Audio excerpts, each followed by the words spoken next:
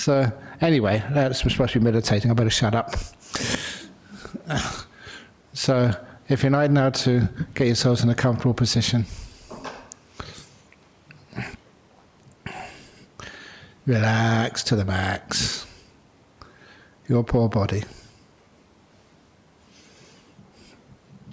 And I experience my body starting down the bottom of my legs.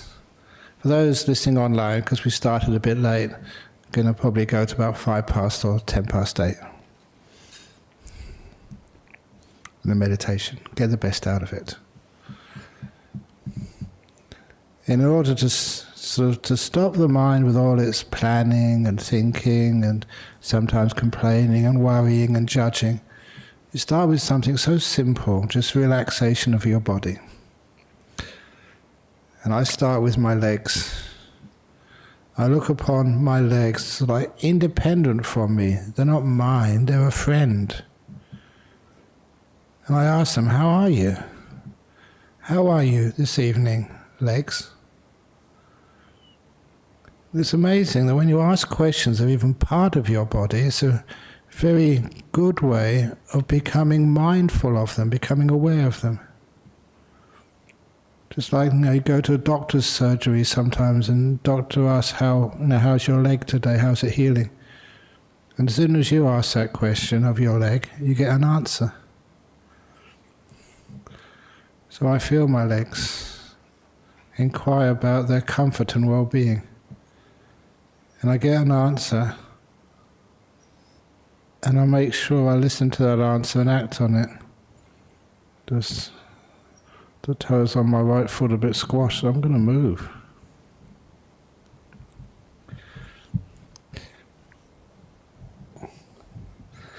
Yeah, now that feels better.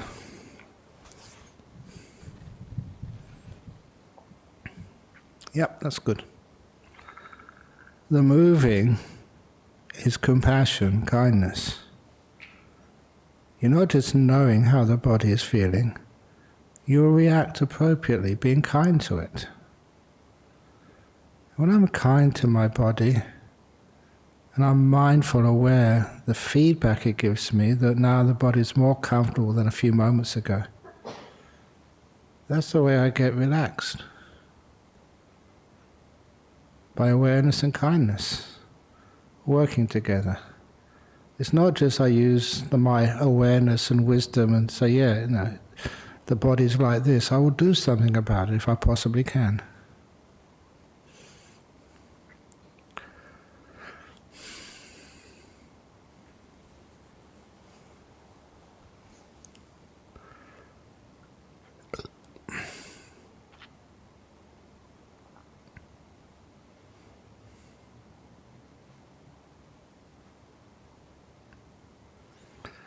I will keep on looking out for my legs until they're really comfortable. And then I move up from my legs to my butt. Because your buttocks do take a lot of weight. Pressing against the cushion of the chair or the seat on the floor. And at this time I often fidget on purpose. Being mindful to see if I can find a more comfortable position I'm in now.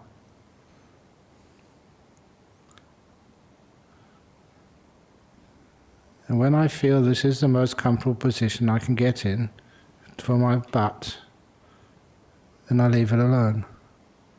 It's mindfulness and kindness together, the kindfulness. When I practice it rather than just thinking about it, that's where I get comfortable, which means you can sit in meditation for long periods of time with no aches or pains at all. Then from my butt I go up to my back. I usually give it a stretch. It always feels great just to give a nice stretch to the back, as I have seen animals in the forest stretching. It brings a sense of comfort, because after I stretch and I relax, and the body finds its little niche of comfort, the right straightness. Sometimes you need to lean back, sometimes you slump. Whatever your body needs, be kind to it.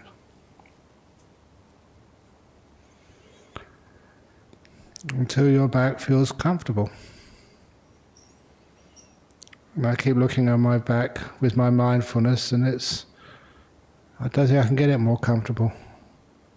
So now I can move on. Move on to my shoulders, feeling them. The shoulders are pretty relaxed this evening, but if they were not relaxed, I'd have all these little techniques of relaxing my own shoulders. Little things like scrunching them up a bit more than usual and then let go. And every time I scrunch and then let go, the end result is more relaxed than when I started.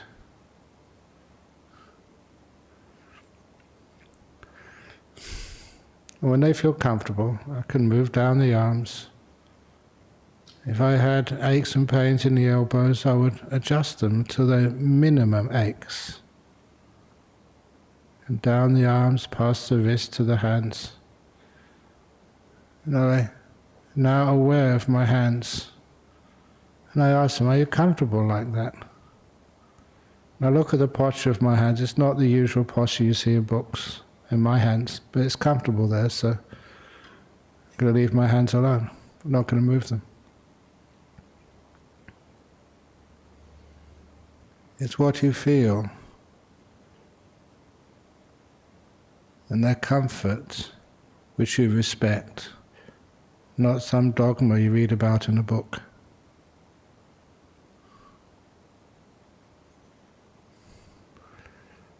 I'm going to move out from my hands back to my shoulders again and my neck.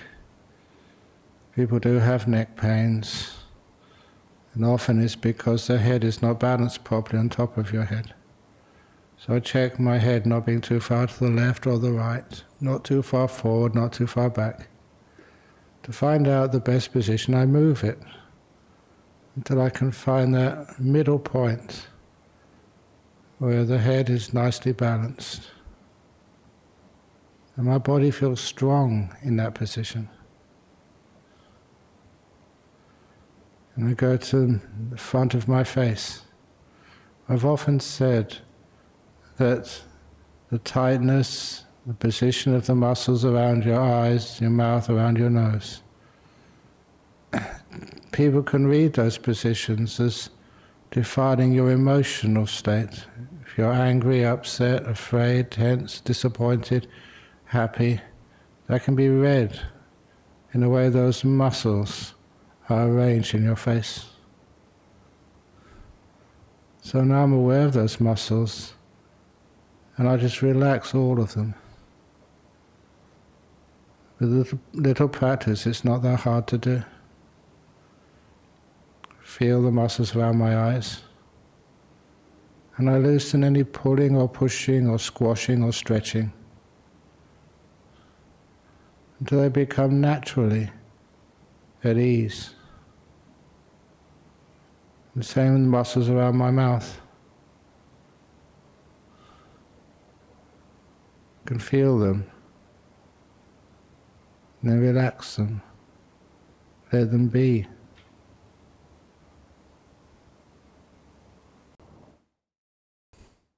And soon even the muscles on my face are just so at ease. And I know the point out of experience, practice, is so at ease, I can now leave them alone.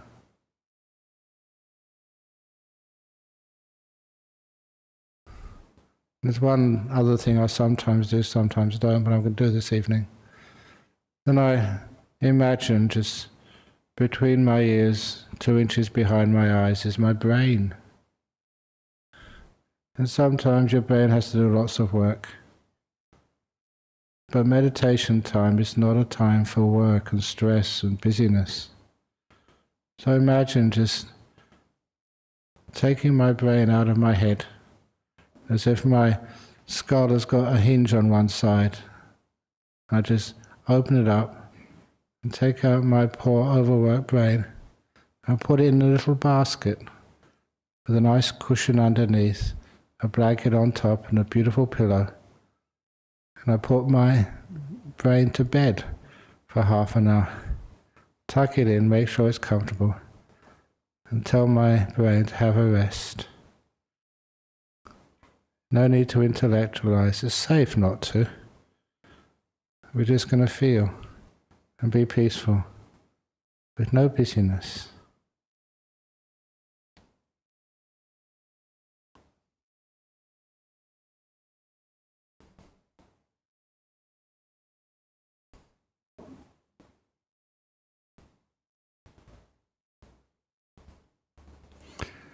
And then we go to our whole body, just sitting here on a Friday night, with no one judging you, no one looking at you. You don't have to perform or meet any standards. You can relax to the max. If you do find a part of your body which is still tense, uncomfortable, then move it, relax it, scratch it if it's itchy. Cough if you need to relieve some tension in your throat.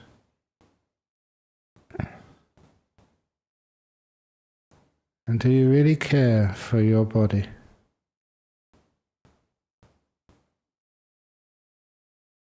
You care for as it is, not how it should be, but as it is right now.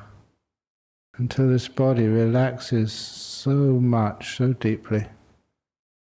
And my body is relaxing now, and here it comes, the tingle of the delight of relaxation.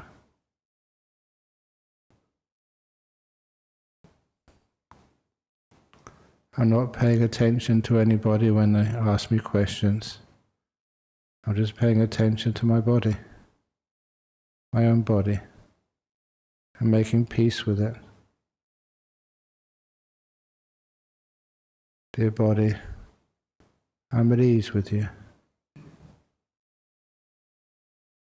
And that delight, the pleasurable feeling which I experience at this time, takes the relaxation always a little bit deeper. I never underestimate the power of the right type of joy and happiness in meditation.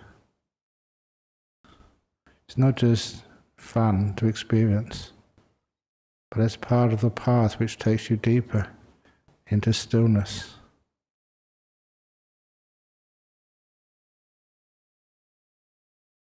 I feel my body very deeply relaxed.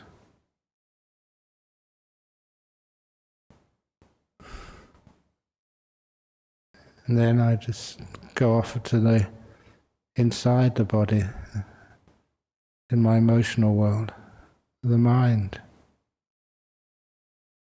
Start off by connecting to this mind by asking, how peaceful are you? Or how agitated are you, mind? Just like I look at the body and find out how at ease or how, if it's aching or in pain. Now I use the words agitated or at peace. And it's what I call my peaceometer.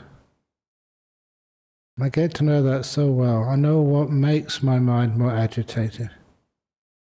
Trying to do things, live up to expectations, try to plan or figure out the past. All that is business, it's work. This is not the time for work. Work comes afterwards. This is the time for deep relaxation, peace, kindness.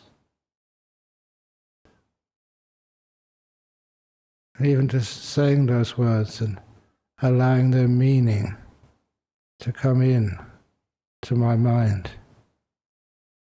The reading on my peaceometer goes closer and closer to peace, to deep peace. Just letting things be. This is good enough. All other stuff is not my business. And I feel the mind become very, very peaceful. and pleasantly peaceful. When the mind becomes delightfully peaceful, you don't need to force your attention to stay there. The attention gets drawn in by the delight of peace. To experience peace even more fuller than you've ever done before.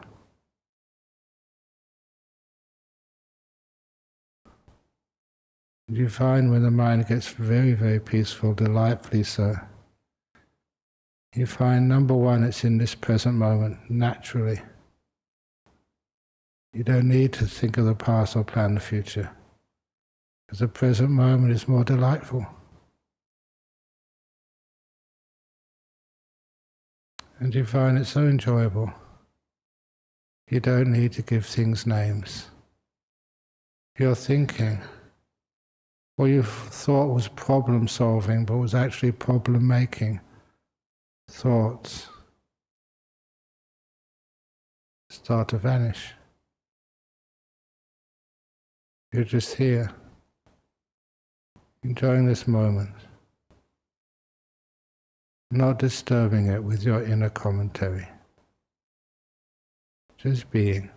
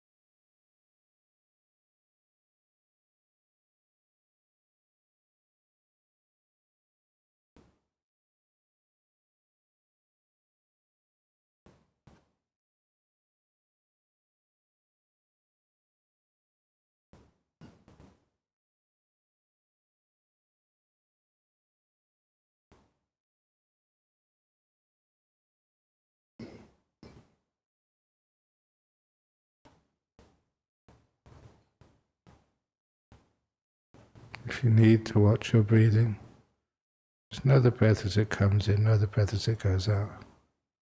And to help breathe in peace, what peace means to you. Let it come in with every breath. And breathe out, let go. Breathing in peace. Breathing out, let go.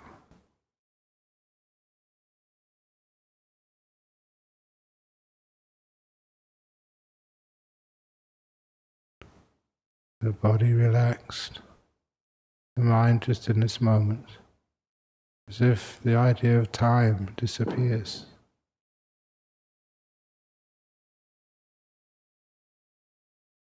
You're just now in this unique experience of the present. Not trying to go anywhere or get anywhere. Not trying to get anything. Just knowing what it's like just to be here. Not wanting to go anywhere or change anything. Caring for this moment.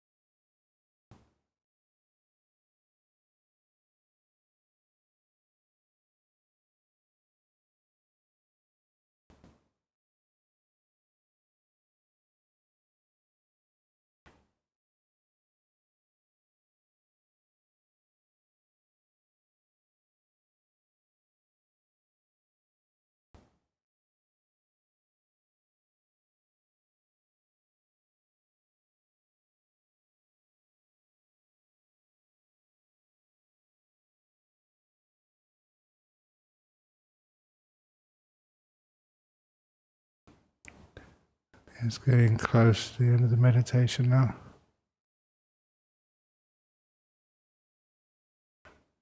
Don't open your eyes yet, but just know how you feel, how peaceful it is inside.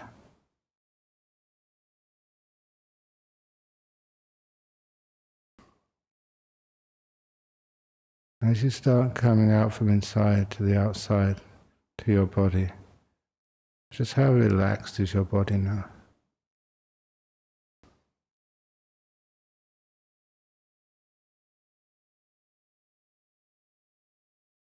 Now, to end the meditation, I'll ring the gong 3 times. And as usual, wait for the 3rd ringing of the gong. Allow that to take you out from the stillness of meditation back into this room, into this hall, to be ready for the evening talk.